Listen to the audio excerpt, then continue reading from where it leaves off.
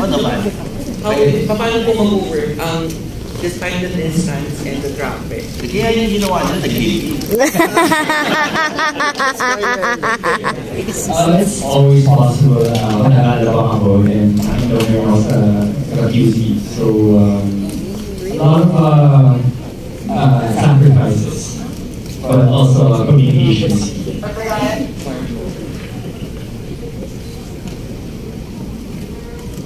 Yeah. You know, now maybe like a couple of years ago, just because there weren't their phones, but now it's like, wow, if you love somebody, you want, you make it work. Doesn't matter where, doesn't matter how, you sacrifice, you put in your time, you do everything for it. That should be your priority. Totoo naman, naisip ko ngayon na parang kahit nga hindi QC alam eh. Kahit gagawin akong trabaho, kahit sobrang pagod na pagod, like 8 hours of work, pupuntahan ko ba rin ang mahal ko? Yeah! At makapagtapos. Alam mo yun, like, ang ending lang naman is gano'n mo kamahal. Yeah. Baka ikaw yun. Love knows no boundaries. Next question is, kindly raise your hand if you have any questions for past record director. Hi. Hello, I'm Anarina TV. Question lang kay Miss Heaven kasi kami ni Trixie, yung katabi ko kanina habang nanonood, we were discussing kung wig ba yung first hair mo. Actually, maganda yung transition ng hair mo. Una, kulot-kulot, then hindi na masyadong kulot, then yung last one is straight na, hindi ka na haggard. Ibig sabihin sa last one. But dun sa una, was that wig or did you curl your hair? Actually, namatay yung buhok ko. Totoo po lahat yun. Nakakatawa nga minsan, may scene na sobrang kulot, tapos biglang baby. So, kailangan yung wait. And so, yes, hindi ko siya wait. Ano siya, extensions naman. Okay. Pero talagang, yes, namatay yung buhok ko. So, ngayon, medyo namatay pa rin siya. Oh, nice. And, observation ka lang na from your last movie na Sunny, ibang flavor yung ginawa mo doon. Tapos dito, ibang flavor din. So, congratulate lang kita na you did very well sa acting mo. Oh, thank you so much. Thank you. Thank you. The storyline kasi, ako yung nagsulat ng storyline. And pinresent nila rin. Siyempre, nagbago ng konti kasi nag-pandemic, bago na yung way of life natin. So, iba ng konti. Pero, parang pinadapt pa rin yung storyline na unang binigay. Di ba, Direk? It's really he-shits, he said, she said, my point of view, different point of view talaga. I really wanted to place yung what the guy thinks, Filipino, and nasa mind niya, nasa mind ni Aika. And these things are their versions. We all have our own versions of how we natin sa relationship. So, hindi makikita natin on both sides.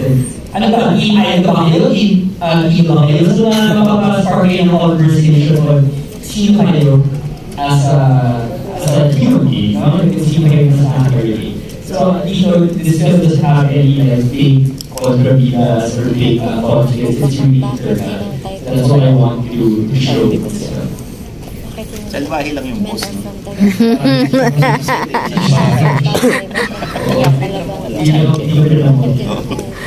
Parang lang, not inside.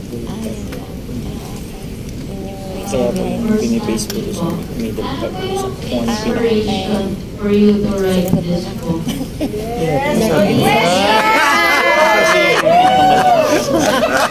Ikaw, Tagalabak dati. O, yun na yun. Ayun pala yun. Hindi ko na alam eh.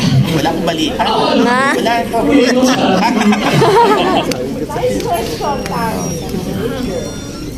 Actually, classmate ko kasi si Stan. Kaya alam mo. Paano po na-develop yung character ni Aika and Tino? Since yung book po kasi is parang mga quotes lang, ganun. So, paano po siya nagawa? Yeah. Well, nag-meeting muna kami ni Direk, pero may sinabit na akong storyline. And then, yung team na nila Direk, meeting na rin sila, usapan, na based on the storyline na sinabit ko sa film. Yun. Ayan, thank you po. And for... So here, si Aika and Tino, we really wanted, ibang class sila. So as you can see, si Tino yung mas mayaman, si Aika yung mas,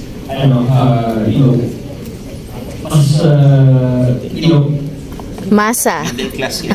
mas hardworking siya. She has something to strive for. So yun yung difference niya. So makikita natin kung living and all the mindset na kung career nga ba talaga or no yung career. And then you see the switch between the characters, how they grow up. Eh, problema yun sa hindi grow up. Kasi pakasya. Ayun. Thank you so much po, Direk and Sir Stanley. And next question ko po is for Marvin po. Ano po yung favorite scene niyo po dito sa movie nung ginagawa niyo? And ano po yung na-discover niyo sa isa't isa while filming the film? Ako yung silang kwento scene. Pangalawa is yung nasa post kami. Tapos makikita mo yung parang glimpses of yung nag-uusap kami and then quick scene, diba gano'n siya. Kasi yung scene na yun, wala yun sa script.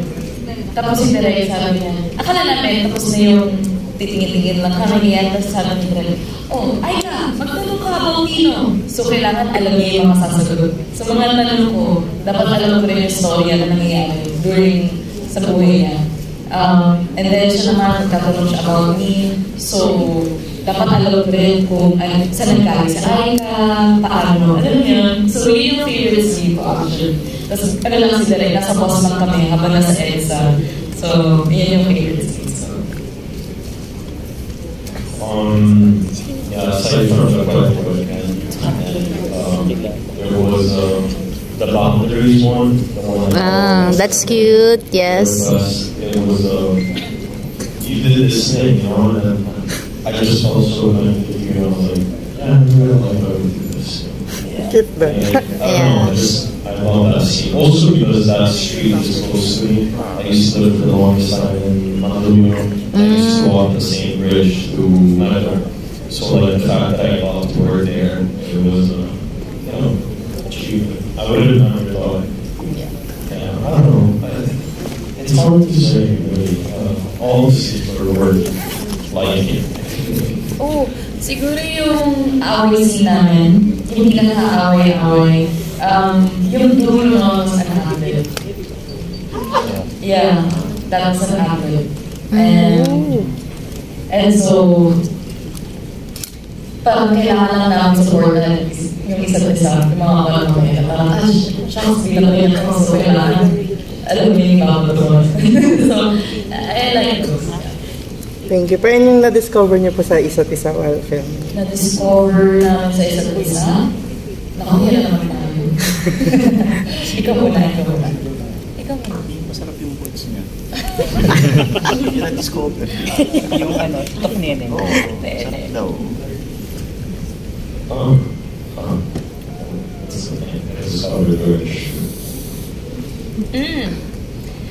Malalim si Marco. Hindi masama yun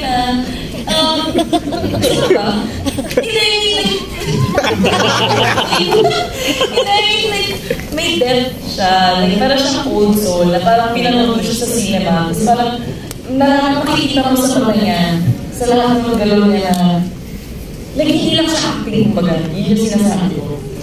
Na master mo na. And nakakatuwa kasi nakikita ko yung growth, Marco. And I will always be here to support you. Hey!